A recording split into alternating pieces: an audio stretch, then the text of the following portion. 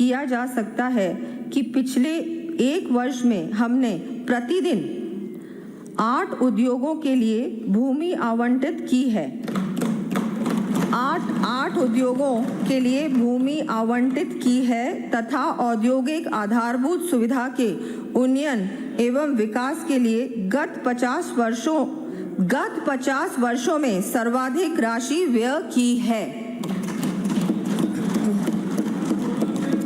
इसी कड़ी में हमारे द्वारा औद्योगिक विकास तथा हैसल फ्री निवेश को दृष्टिगत रखते हुए डायरेक्ट अलॉटमेंट पॉलिसी लागू कर 1200 से अधिक उद्यमियों को 800 एकड़ भूमि का आवंटन किया गया है।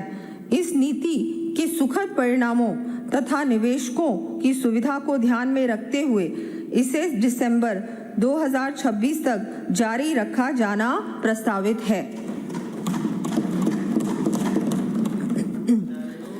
प्रदेश में औद्योगिक विकास की यात्रा को निरंतर जारी रखने की दृष्टि से विभिन्न स्थानों पर नवीन औद्योगिक पार्कों की स्थापना तथा अन्य आधारभूत कार्य करवाए जाएंगे। इन कार्यों का विवरण मैं सदन के पटल पर प्रस्तुत कर रही हूँ।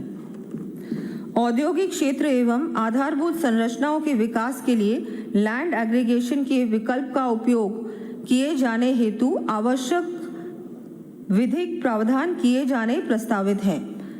लघु व छोटे उद्यमियों को संबल प्रदान करने एवं उद्योग स्थापना संबंधी सुविधाएं सुलभ करने के लिए प्रदेश के समस्त संभाग मुख्यालयों पर plug and play facility for small and micro enterprises स्थापित किए जाने की मैं घोषणा करती हूं।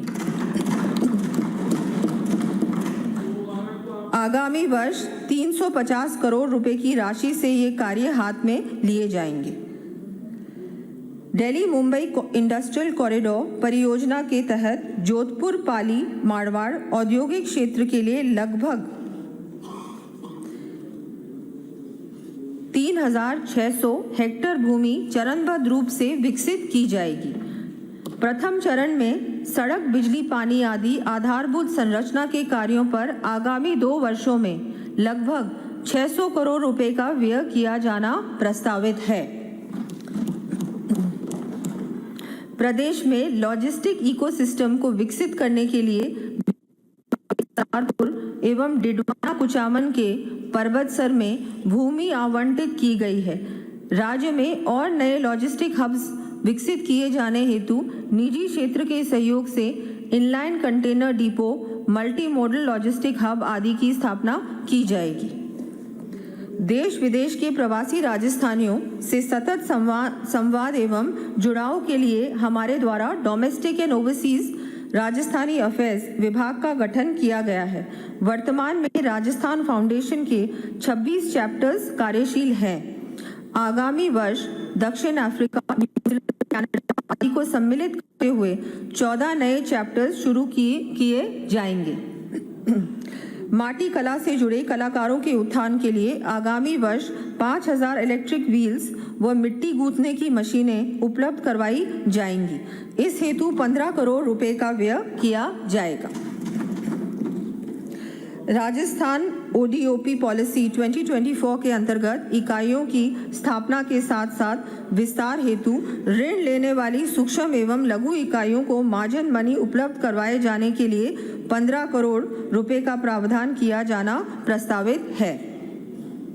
कृषि मंत्री जी सो गए सर? जग रहे हैं। आपने जगा दिया बहुत।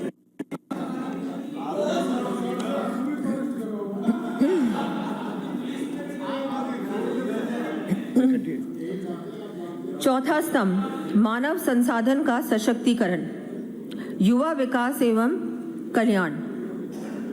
संयुक्त राष्ट्र संघ के पूर्व सेक्रेटरी जनरल, नोबेल शांति पुरस्कार विजेता कोफी अन्नान ने कहा था, Young people should be at the forefront of global change and innovation. Empowered, they can be key agents for development and peace.